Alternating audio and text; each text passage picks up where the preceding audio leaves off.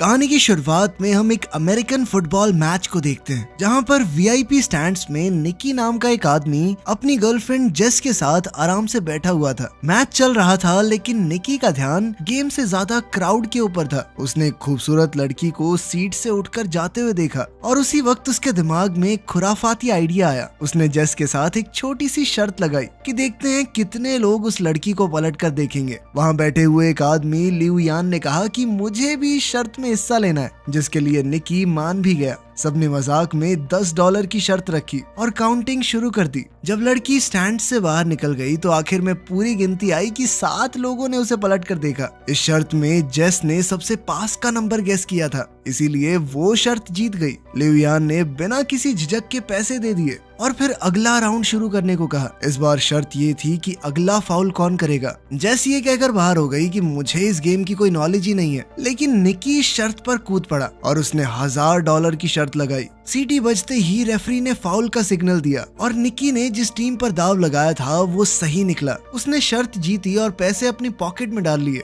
लिऊ यान शर्त हारने के बाद भी और ज्यादा एक्साइटेड हो गया। उसने कहा कि अब की बार $5000 की शर्त लगाते हैं। इस बार का सवाल ये था कि अब की बार वो बॉल को पास करेंगे या उसे लेकर दौड़ेंगे। निकी 5000 का दाव खेलने में थोड़ा हिचकिचा रहा था, लेकिन आखिरकार वो मान ही गया। लिऊ यान ने गेस किया कि वो भागेंगे और निकी ने कहा कि पास करेंगे, और सीटी बजते ही प्लेयर ने सच में बॉल लेकर दौड़ लगा दी, जिस वजह से निकी अब $5000 हार गया। अब निकी ने डिसाइड किया कि कोई बात नहीं, 5000 हार गए, अब बंद करते हैं, और उसने जेस से कॉफी पीने चलने को कहा। लेकिन लिऊ यान ने जिद पकड़ ली। उसने कहा कि तुम वीआईपी लाउंज में बैठे हो, पैसा तो है तुम्हारे पास, $5000 से क्या होता है, एक और बाजी खेलो, इस बार $10,000 की। और आखिरकार निकी मान ही गया। और अब सवाल था कि ये प्लेयर अगला पास सही तरीके से कामयाब कर पाएगा या नहीं। निकी ने प्रेडिक्ट किया कि हाँ, पास दे देगा ये, लेकिन दूसरी टीम ने पास को बीच में ही रोक लिया। अब निकी $15,000 हार चुका था। पैसे निकालते हुए निकी थोड़ा परेशान हुआ।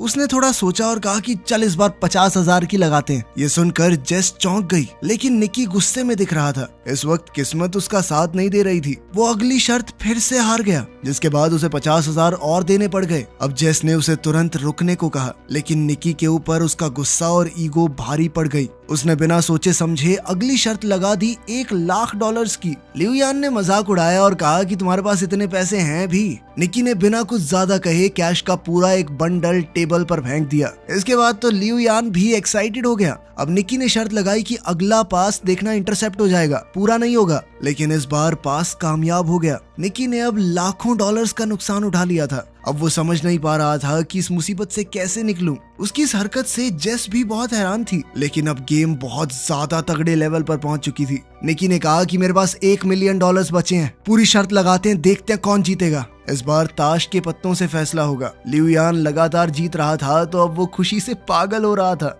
उसने निकी को एक एटीएम मशीन की तरह देखना शुरू कर दिया। लिऊ यान ने अपना पत्ता निकाला, जो थी 5 की पंजी। निक को अब बस 5 से बड़ा पत्ता निकालना था। जीतने का चांस काफी ज्यादा था। निक ने पत्ता उठाया और बहुत ही कॉन्फिडेंस से पलटा, लेकिन उसकी तो तिग्गी निकली, तिग्गी। ये देखकर तो जेस तुरंत ही कुर्सी से नीचे गिर गई।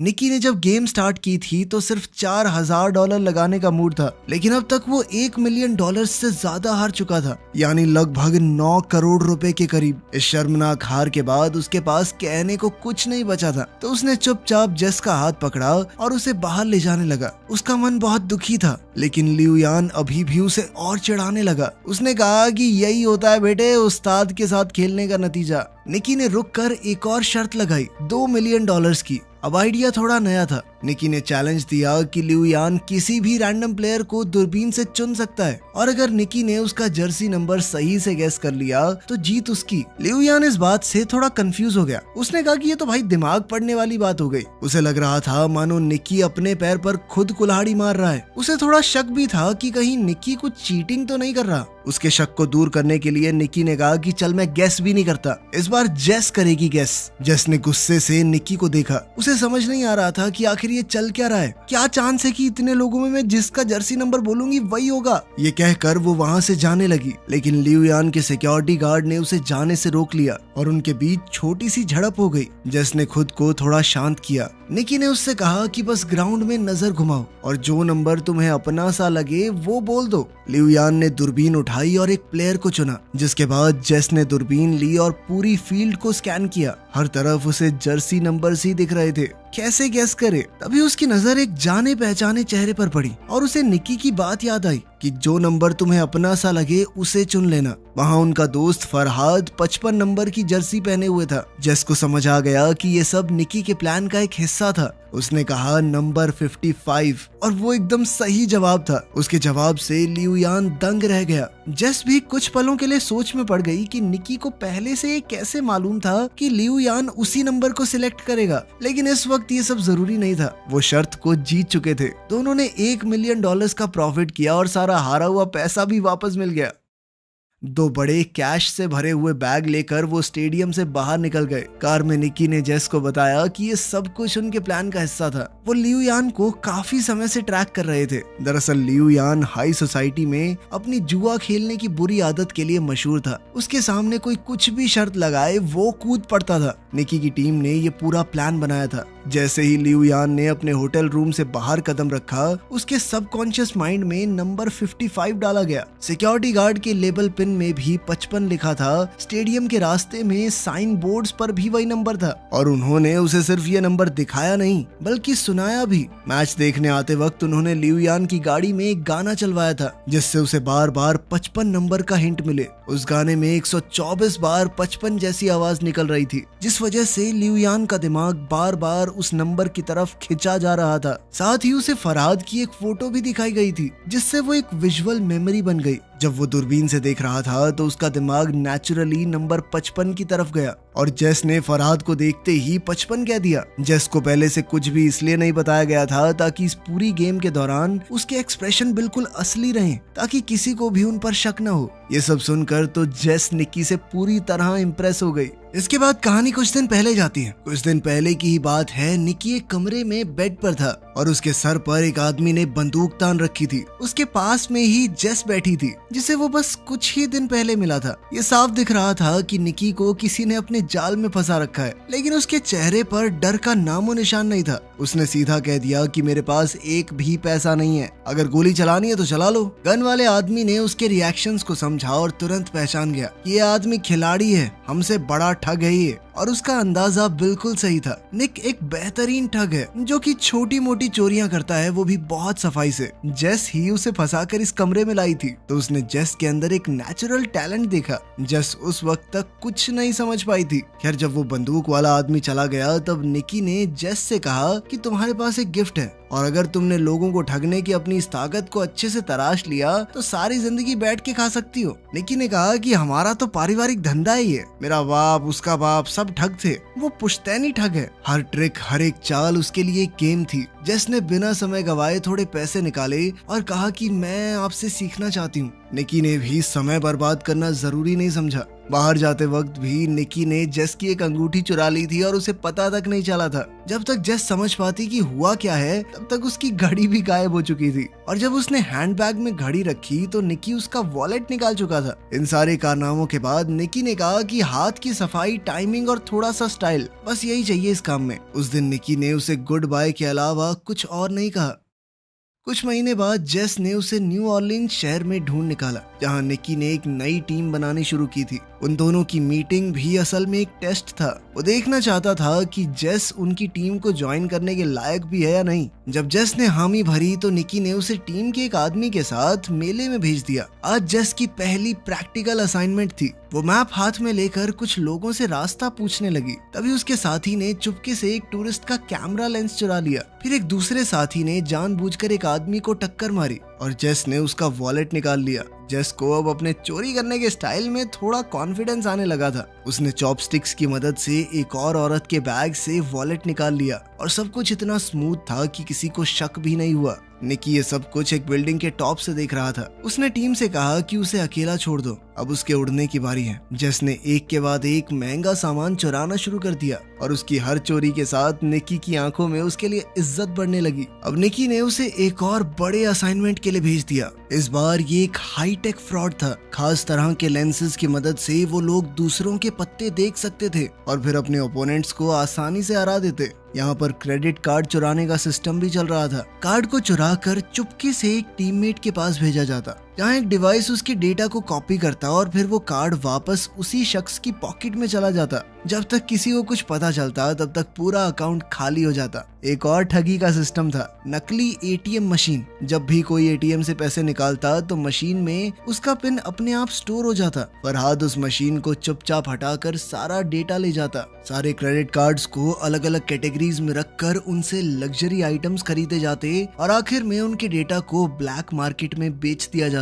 जेस ने एक दिन एक खूबसूरत नेकलेस देखा और पहन लिया, लेकिन निकी ने कहा कि इसे तुरंत उतार दो। उसने सख्ती से समझाया कि सारी चीजों को बेचना होगा, कुछ भी हमारा पर्सनल नहीं होना चाहिए। जेस पहली बार इतने बड़े लेवल की ठगी देख रही थी। चुराई हुई चीजों के पहाड़ के बीच में खड़े होने का फील कुछ और ही था। अगले दिन जेस और फरहाद एक अमीर इलाके में घूम रहे थे। उनका काम था नाटक करना। फरहाद बेहोश हो गया और जेस चिल्लाकर एक्टिंग करने लगी, प्लीज कोई हमारी मदद करो प्लीज। ये एक तरह की डिस्ट्रैक्शन थी जिसका फायदा टीम के बाकी लोगों ने आसपास के अमीरों का सामान चुरा कर उठाया और फिर पूरी टीम एक एम्बुलेंस में छुपकर निकल गई। ये सब कुछ इतना अच्छे से प्लान था कि कोई कुछ समझ ही नहीं पाया। उस रात उन सब ने मिलकर सेलिब्रेट किया। निकी ने सबकी तारीफ की क्योंकि सिर्फ एक हफ्ते में उन्होंने $1.2 मिलियन कमा लिए थे। अगले दिन टीम के सभी लोग अलग होने वाले थे। सभी डॉक्यूमेंट्स को डिस्ट्रॉय कर दिया गया और सबको भरोसा दिलाया गया कि कुछ दिनों के अंदर तुम्हारे पैसे तुम्हारे बैंक अकाउंट में आ जाएंगे। लेकिन पुराने मेंबर जानते थे कि निकी का एक लास्ट मिशन अभी भी बाकी है। उन्होंने उसे 1.2 मिलियन कैश दिया और जेस के सामने वार्निंग भी दी कि इसे जुए में उड़ा मत देना। अगली सुबह निकी जेस को ले गया स्टेडियम के वीआईपी लाउंज में। उसने जेस के सामने पूरा तमाशा किया और उसे दिखाया कि कैसे कुछ ही मिनटों में हम $1 मिलियन कमा सकते हैं। जेस उस वक्त तक निकी के थोड़े थोड़े प्यार में पड़ने लगी थी। उसे लगने लगा था कि वो निकी की गर्लफ्रेंड है, तभी तो वो उसे ये सब कुछ दिखा रहा है। लेकिन निकी ने शुरुआत से ही उसे बस ठगी के लिए ही अपने ग्रुप में शामिल किया था। जब सब कुछ खत्म हो गया तो निकी ने उसे $80,000 कैश दिया और आखिर में कहा गुड बाय। जेस ने उसकी तरफ देखा, उसकी आंखों में आंसू थे, उसका दिल टूट गया था। एक तरफ वो निकी से सच में प्यार कर बैठी थी, दूसरी तरफ उसे ये भी लग रहा था कि $80,000 बहुत कम है क्योंकि निकी ने अभी $1 मिलियन कमाए थे। लेकिन निकी की दुनिया में जज्बातों के लिए कोई जगह नहीं थी और जेस ने अब उसका असली रंग देख लिया था। लगभग 3 साल बाद हम एक रेस कार को सर्विस स्टेशन में घुसते हुए देखते हैं और जल्द ही हमें निकी भी वहां नजर आया। उसकी आंखों में थकान थी और उसके चेहरे पर साफ लिखा हुआ था कि पैसे खत्म होने वाले हैं। लंच के वक्त उसकी एक रेस कार टीम के मालिक गरिया के साथ मीटिंग थी। गरिया की रिसर्च टीम ने EXR नाम का एक नया एल्गोरिदम डेवलप किया था, लेकिन वो इस एल्गोरिदम को और बढ़िया करके अपने जीतने के चांसेस और बढ़ाना चाहते थे। इसके लिए उन्होंने निकी को काम पर रखा। प्लान बिल्कुल सिंपल था। निकी उनका चीफ इंजीनियर होने का नाटक करेगा, फिर वो ऐसा दिखाएंगे कि उसके और गरिया के बीच में लड़ाई हो गई है ताकि दूसरी टीम्स उनके जाल में फंस सकें। इसके बाद निकी फिर EXR का एक फेक वर्जन बेचेगा राइवल टीम को और असली सिस्टम गरिया की टीम इस्तेमाल करेगी, जिससे उनकी जीत पक्की हो जाएगी। डील के हिसाब से निकी को €1 मिलियन मिलने वाले थे इस काम के लिए और फेक सिस्टम बेचने से जो कमाई होगी वो भी उसकी। निकी ने इस काम को मजाक समझा। इतना सिंपल स्कैम तो वो नींद में भी कर सकता था, लेकिन गरिया के बटलर को उस पर बिल्कुल भरोसा नहीं था। उसने सीधा निकी को धमकाते हुए कहा कि अगर कुछ भी गड़बड़ की ना तो गोली सीधी छाती में मारूंगा तेरी। निकी ने एक टक्सीडो पहना और शाम को एक पार्टी अटेंड करने के लिए निकल गया। उनका प्लान था भीड़ के बीच में अपना झगड़ा करना, पर उनका प्लान तो तभी बिखर गया जब जेस ने एंट्री मारी, एक लाल ड्रेस में सीढ़ियों से उतरते हुए, और वो सीधा जाकर गरिया के गले लग गई। ये देखकर निकी का दिमाग घूम गया। उसने जेस को 3 साल से देखा ही नहीं था और अब वो किसी और के साथ थी, और वो भी उस आदमी के साथ जिसने निकी को काम पर रखा है। जेस ने आराम से निकी के पास आकर कहा कि अब मैं कोई ठग नहीं हूँ और जो कुछ भी 3 साल पहले हुआ था अब उन बातों का कोई मतलब नहीं। उसने ये भी कहा कि गरिया को निकी और उसके बीच के पुराने रिश्तों के बारे में कुछ नहीं पता और कहा कि अगर ये बात दबी रहे तो ही बेहतर होगा। ये सब सुनकर निकी का खून खौल गया। उसने वोडका का ग्लास उठाया और एक ही बार में खाली कर दिया। पहले उसे लड़ने के लिए एक्टिंग करने की जरूरत थी, अब तो उसे वैसे ही खुंदक आ रही थी गरिया पे।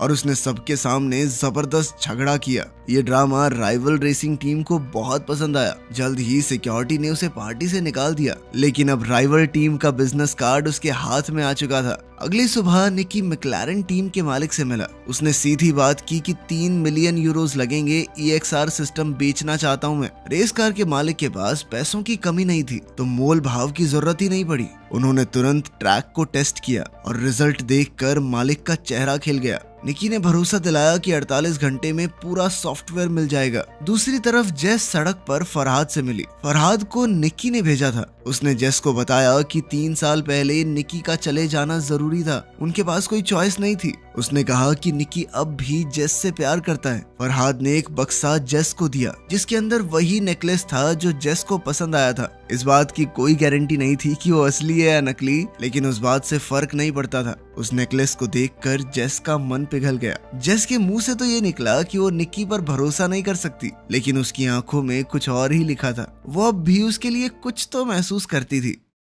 खैर, जल्द ही डील का दिन आया और निकी मैक्लारेन टीम के मालिक को सॉफ्टवेयर दे गया। बदले में एक हट्टे कट्टे इंसान ने उसके हाथ में 3 मिलियन यूरोज थमा दिए। लेकिन निकी का नेचर ही कुछ ऐसा था कि वो बिना रिस्क के काम नहीं करता। उसने उस सॉफ्टवेयर की एक एक कॉपी चुपके से सभी रेसिंग टीम्स को बेच दी। हर एक हैंडशेक में नए यूरोज, जिससे हाथ मिलाया मिलियंस में पैसे ले लिए। जब तक रेस शुरू नहीं हुई, किसी को पता ही नहीं चला कि सभी के पास एक ही सिस्टम है। उस रात निकी ने भागने की जगह जेस को मैसेज की। अगर समय रहते वो आ गई तो वो दोनों साथ में भाग सकते हैं। निकी ने इंतजार किया पर कोई नहीं आया। आखिरी समय पर जब वो हार मान के निकलने लगा तो जेस आ गई, लेकिन अभी भागने का टाइम नहीं था, क्योंकि उसी वक्त वही हट्टा कट्टा आदमी जिसने मैक्लारेन टीम की तरफ से उसे 3 मिलियन यूरोज दिए थे, वो निकी के सामने आ गया। दरअसल वो गेरिया का आदमी था। अब वो सब कुछ सच पता कर चुका था कि निकी ने फेक नहीं बल्कि असली सॉफ्टवेयर बेचा है। उसे गेरिया के 1 मिलियन यूरोज के अंदर कोई इंटरेस्ट ही नहीं था। अब वो अपना पूरा गियर पहनकर निकी की कार से जानबूझकर टकरा गया। निकी और जेस एक घातक एक्सीडेंट के बाद पकड़े गए। उन दोनों को बांधने के बाद सारा कैश गेरिया के सामने रख दिया गया।